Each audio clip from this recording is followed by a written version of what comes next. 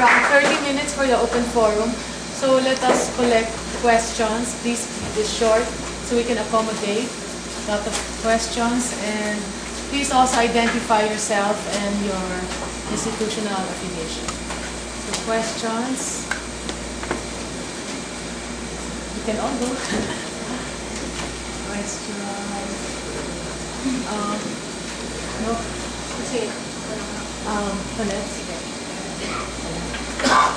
Let's start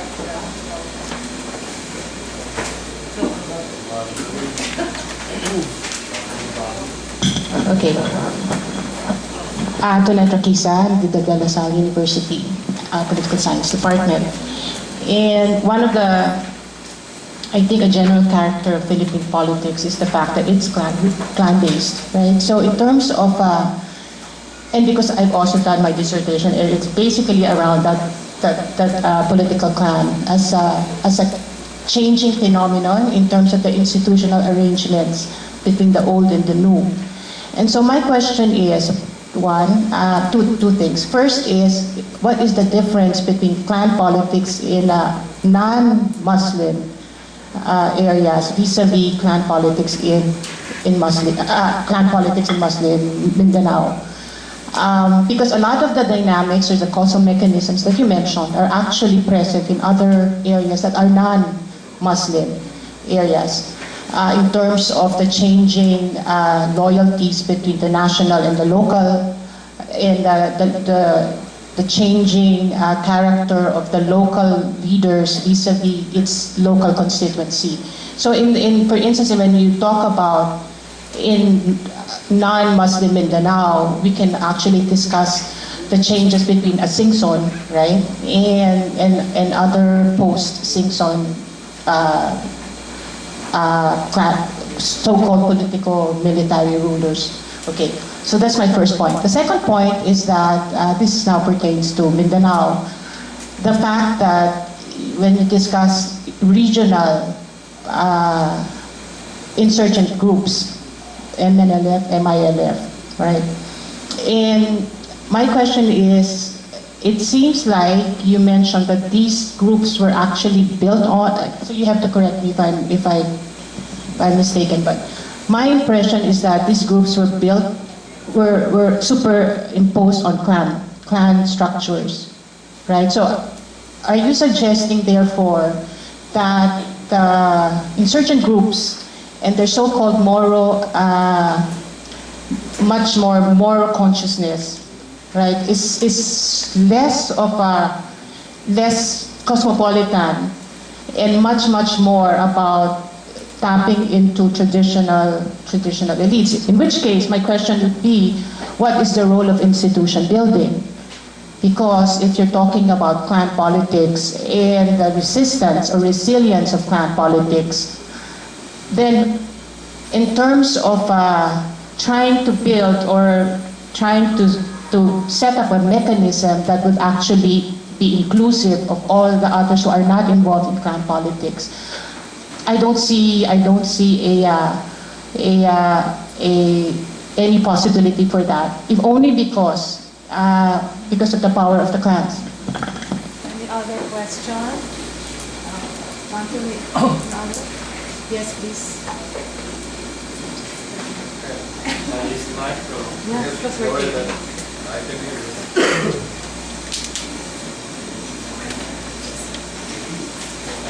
Hi.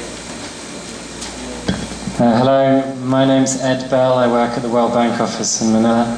Thanks very much, Pancho. Extremely interesting.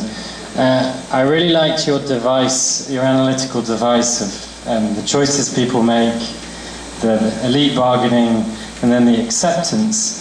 And you couched that very much in terms of the exercise of power on the ground.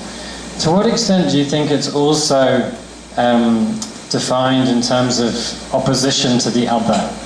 To what extent opposition to the other? So the choices that are made, the bargains that are made, the acceptance, to what extent does that depend on what's happening in the realm of your opponent, which may in this case be the central state? Maybe this one, Joel.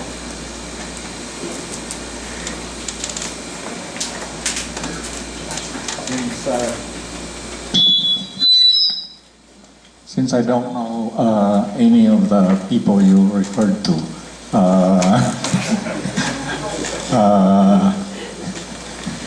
I mean, it's been a while since I've had to confront methodology.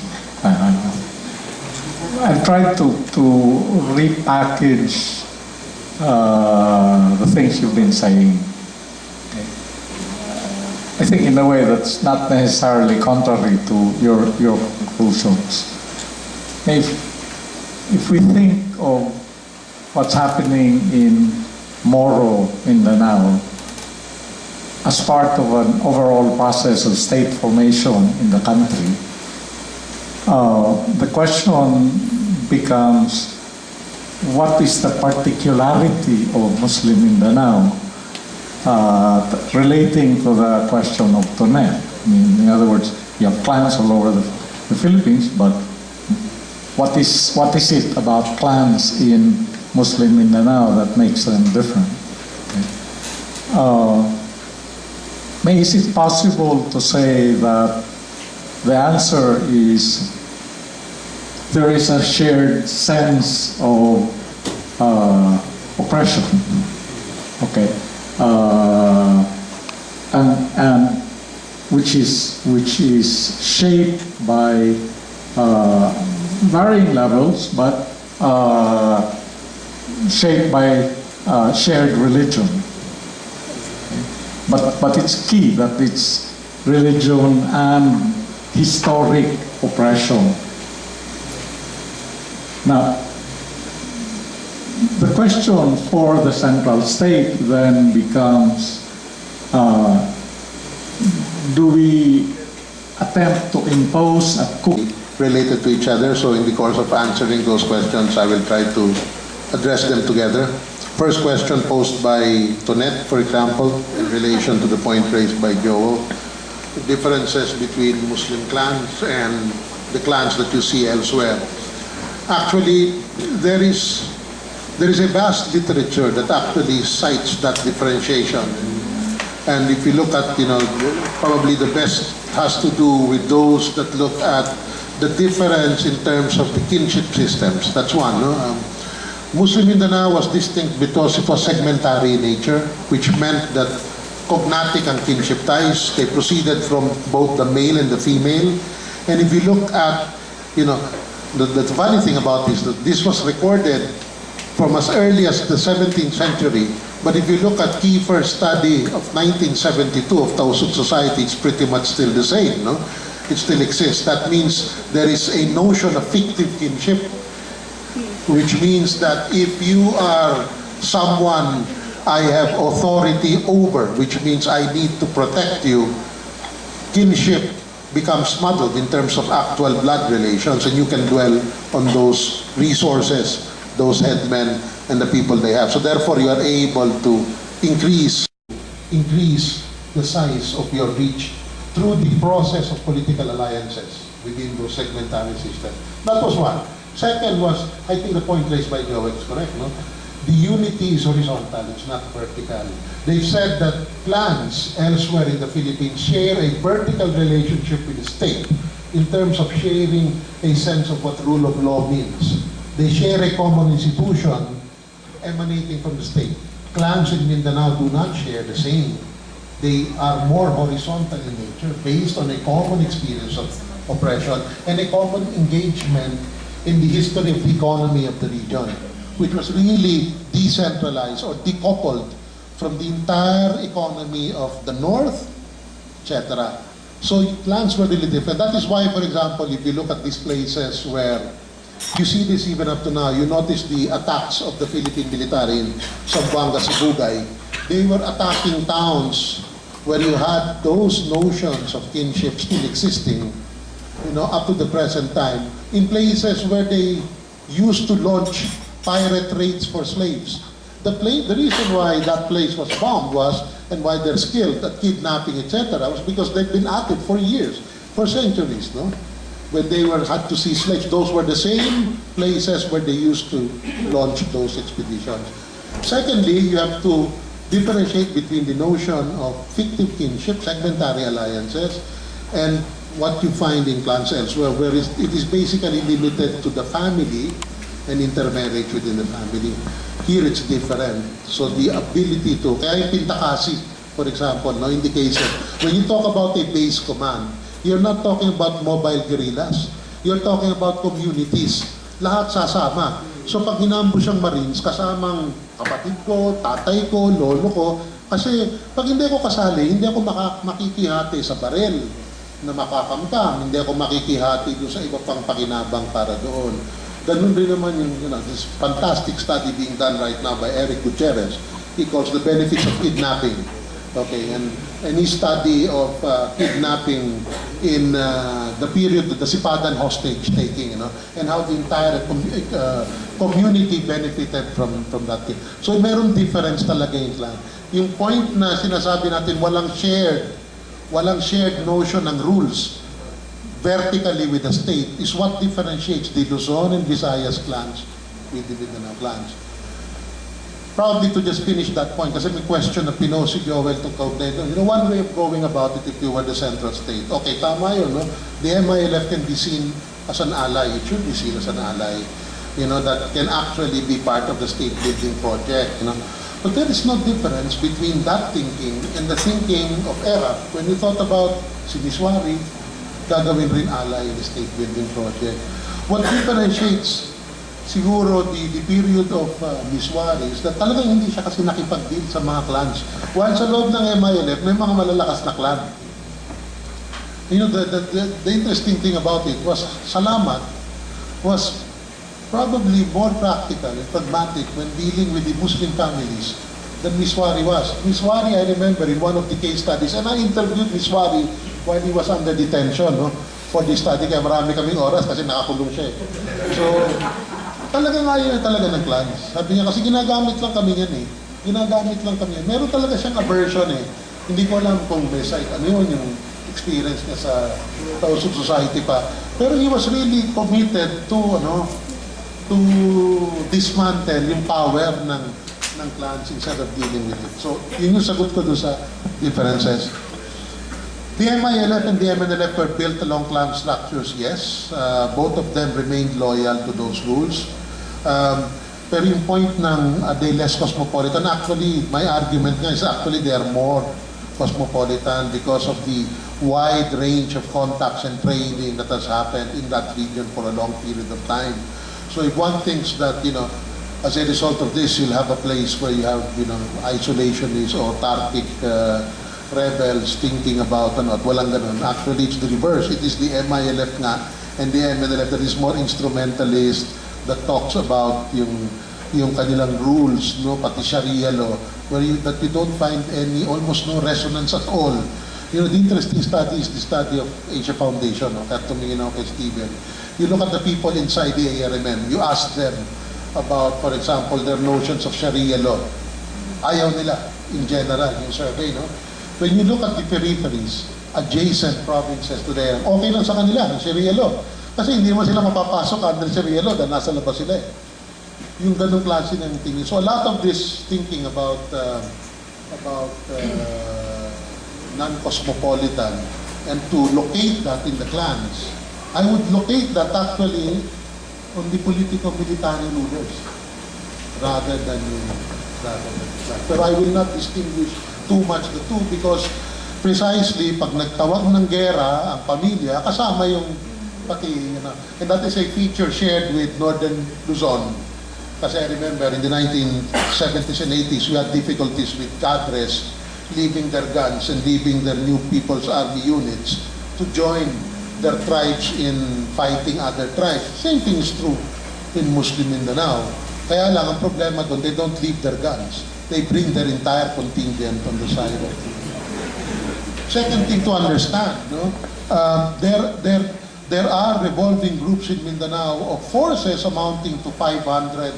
The lowest I've seen was 100 people who are fully armed and not part of MILF, will not consider themselves MILF, but can be drawn upon in conditions of war. And they do enter into bargains with the MILF. The MILF can draw upon them at any time. and they bring their firepower in exchange for money in the illegal economy, in exchange for guns and other. So to look at the MILF as a guerrilla army in the same way that you would think of the NPA is totally mistaken. No? So the question posed by Ed Bell, no, on to what extent is because of opposition to the other. Yes, those bargains are shaped by that kind of thinking as well. But when you're talking about the national state, for example, and in relation to local clans in Mindanao, I would say that, there are certain requisites needed to be able to shape those bargains. And that is, for example, the ability really of the local elite to deliver votes, the ability of the local elite to head off the secessionist challenge, rather than the cultural or the other aspects that determines or the other. In fact, one of the major questions I posed to the government was, why are you postponing the elections in Muslim Mindanao when you know that politics in Muslim Mindanao is really who the president chooses as the leader is actually going to win anyway? So bakit pa ninyo pinuspon? Ba't hindi lang nyo tinuloy ang eleksyon at sinabi nyo, Mujib Ataman ang kandidato ko? Mananalo yun eh. Mananalo eh. Hindi ako naniniwala na hindi kakayanin. If it is done in the same way it was done in the past. The point is to not throw away, those, kaya ako sinasabi, you need to be able to approximate and, strongman tactics eh. Noynoy Aquino has to enter into his own elite bargains eh. He cannot just deal with Mujib. He cannot, kaya ako, careful ako dun sa, may contract ako sa MI, sila yung partner ko, kailangan kasama sa partnership yung mga clans eh. No? That, whether you use it through the conduit of the rebel force, which can be done actually, or you use it independent, is what is critical. Did I answer your question? Did I catch it correctly? Yes. Okay, so let's have another round of questions. Yes. Let's go ahead now. Good morning. I'm Ronald Banlawi from the Philippine Institute for Peace, Violence, and Terrorism Research, and I'm currently teaching at the Department of International Studies at Miriam College, handling peace and security issues. Your last point, in fact, partly answered my question.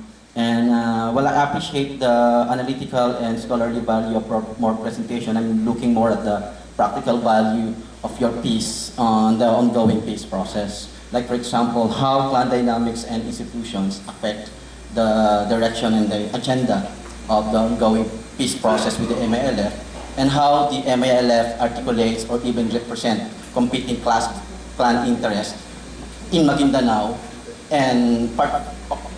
and also in Zambasulta area. Because our institute conducted a study of clan dynamics of these two areas, and they display different clan behavior and perception of the ongoing peace process. And I would like to know how these issues affect the agenda of the ongoing peace process.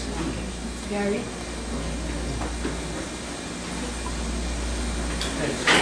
My name is Gary Hawes, and I'm with International Budget Partnership.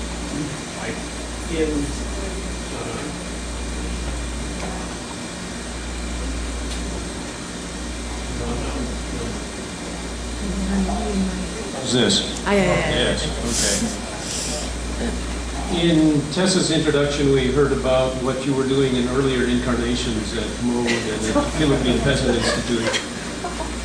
And when we used to talk about these things in the 80s and 90s, it may not have been clearly articulated, but it seems to me, in retrospect, that part of what we were talking about was how to construct an alternative notion of legitimacy from the bottom up. And listening to you today, I don't know if it's in the paper or not, but I didn't hear much discussion of the possibility of an alternative construction of legitimacy from the bottom in Muslim Mindanao. So I'm curious if that's a conscious decision on your part not to discuss that, or if it's just not happening, or what the situation looks like.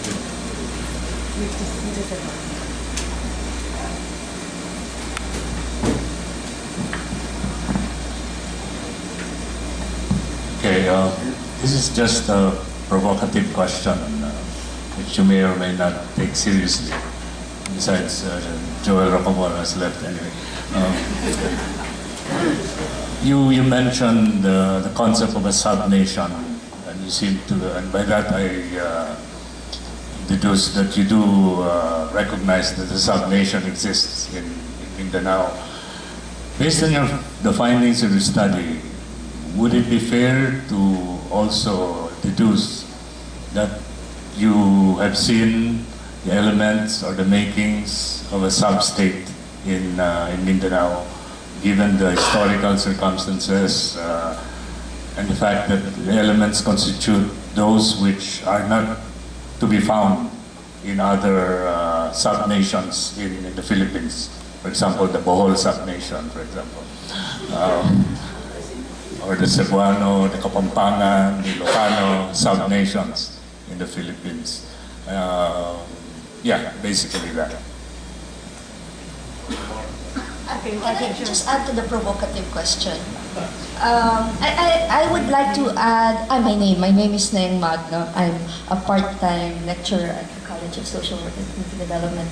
But anyway, I'm just wondering, when we talk about political legitimacy, I think it is not it's not anymore a question whether the Muslim Mindanao has or has not, because it is recognized by the clans and by its constituency, and also by the international communities, especially the Muslim states. No? They obviously get money a lot from the global community than the nation state. So the question of political legitimacy is really a question whether the nation state recognize Muslim Mindanao.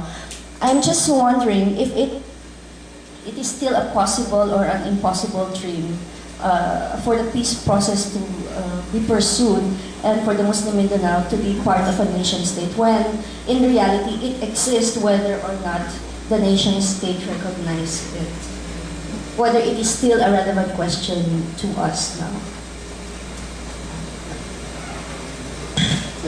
For first point, yung kay Romel, no? I've already raised a lot of suggestions to the OPAC, the DILG, and the negotiating panel of the government with the NIL about how things should change. You need more people who can talk to clans within the negotiating panels. You know, some of them are very simple. You need to have more people from Mindanao in those negotiating panels. You need to have politicians who are able to do those negotiations. You need to be able to reform certain aspects of the DILG. This rule about internal revenue allotments and the calculations for internal revenue allotments. I did one entire chapter, 15,000 words, on demographic change in Mindanao, which I had to turn into rubbish. Because one person, in one of the presentations I made, just simply threw the question, how do you know? You're saying that they're multiplying like rabbits in Muslim Mindanao because the population growth rate is so high. How can you say that that is true when actually IRAs are determined by the size of the population? Okay, so, okay, despite the fact that I had, evidence from triangulated evidence that showed that actually it isn't the case. Because, by the way, the life histories came up with the map. You could see changes in the life histories in terms of population growth, transfers. Kasi you look at the families of the persons you're talking to and you try to let them describe in a map second and third generation descendants, one generation above. So you have a vertical view. And then you can see the numbers of children, whether they're growing or not. You can see there are questions there about where they live now. You can see whether they're moving out their previous territories. So it is not only a qualitative tool, it is a quantitative tool that can be used to validate questions on demography. No? Pero, okay, to cut lang, so binasura ko na lang. The problem being that, yun nga, in the case of Muslim Mindanao, you need to be able to deal with the IRA. This is a perverse incentive. On the part, the local government code created a perverse incentive that actually does not punish local elites and local rulers even if they don't collect taxes. So, maraming changes na, but some of them are easy. Some of them can be done almost immediately. Some of them will take time. One of the things I learned from this is, to really remove my hat as an aktivista eh. Kasi talagang it will not happen, you know, you hate these things. You know, when you know, years of community work, you would say, kailangan participatory, kailangan shared, etc. And yet, these are the institutions that exist, eh. And they're the strong men that have made things work, that have provided protection, that have provided livelihoods, that have provided security to ordinary citizens in the area. You cannot do away with them overnight. So yun yung sagot. Pero pwede tayo mag-usap kung ano pa yung mga recommendations. Marami na that are informed by learnings on how to deal with clan institutions at the local level. Yung point ni Gary Host, that was posed to me. Actually, 2 questions was posed to me in one session exactly pertaining to that. The notion of indigenous institutions that are elevated or working or thinking about alternative institutions for legitimacy at ground level. And one comes to, at the end of it, and that exercise, one comes back to democratic institutions that are, slowly developed from field level. And the problem of that, of course, is actually you wonder whether or not they can actually face off with strong institutions at the local level. It's really difficult, especially because the central state has not extended its administrative reach and authority over Muslim Mindanao. One good study of state building, really, I think, in terms of developing countries, including Mindanao, is to just look at the history of postal systems in that area. There's a lot of even with the advent of cell phones, etc., but you can see how, the state has been able to exert its. There are places there, such as that place which was bombed 2 weeks ago, when no state actually exists in the way we think of it here in Metro Manila. So, sorry, para bang naisip ko na I'd rather focus on this time explaining it and probably later on working towards an alternative legitimacy. Third point, yung tanong ni, yes, if you're asking me whether I have pictured the possibility of how a sub-state could exist, yes, I have pictured that. Not only me, maraming tao. Pero, frankly, I don't support the statement of a sub-state, I don't think the language is appropriate. I think it's prone to confusion, it's prone to the fears, and sabi nga ni Edbel, it plays into the culture of the other. Again, So,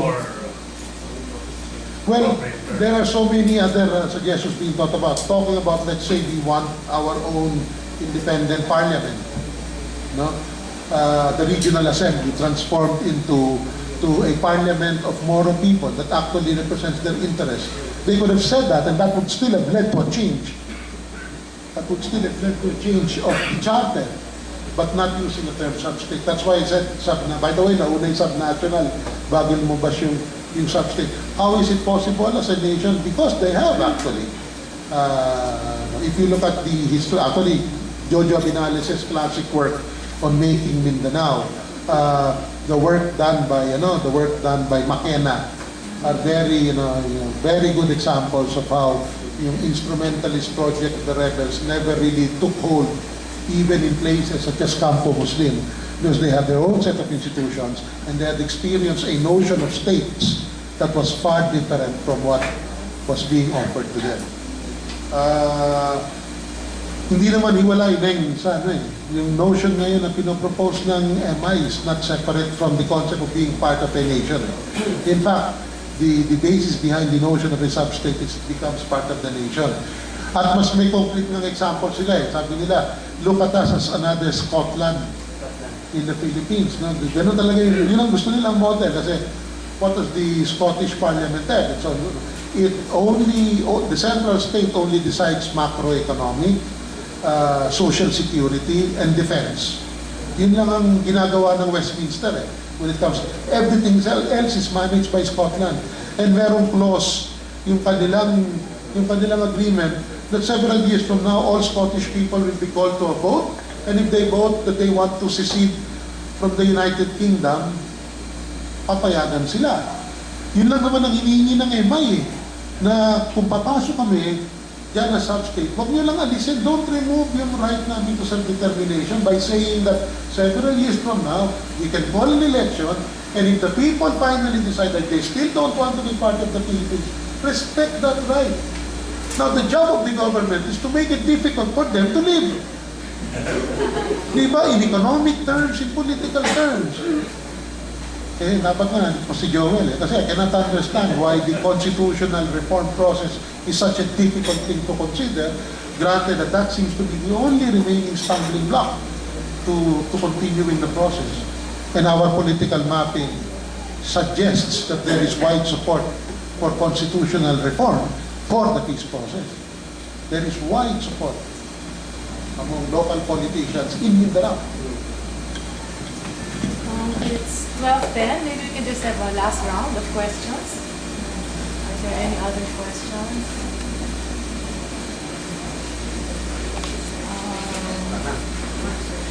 Maybe name lang last. You did not mention the role of external players, US, Japan, EU. They've been pouring so much development assistance, World Bank. They don't play any role or effect on this? No, they actually do. Hindi ko lang nabanggit. But in the study there is, because I actually use a very interesting figure about how international development agencies, including the World Bank, have stepped into the breach in terms of the state building process in conditions of conflict. I found this interesting set of data that is there, that's going to be there in the final, that shows how tax collections in the ARMM have been increasing in conditions of war. Okay? So that's a paradox, no? When GDP was declining in the autonomous region because of the 2004-2003 flashpoint, tax collections were going up. And that was really because of the international development agencies and their contracts. So there is a section in the BIR collection that is called TRA, Tax Remittance Advice, which means that the government is able to immediately collect taxes because the big funds going to contractors of infrastructure projects, immediately the government removes the tax before the money is sent there. So very easy collection and very huge collection. Not that TRA's account for this is really astounding, accounts for 78% of total tax collection in the ARMM. Now, what does that mean? Taken to its logical conclusion, you can argue that this supports Charles Tilly's notion about how wars actually make states, because it is war that is able to generate the revenues that will contribute to state building in Muslim Mindanao. So there is that section. Kaya lang, mali yung pagkaka-prepare ko, masyadong mahaba eh. So,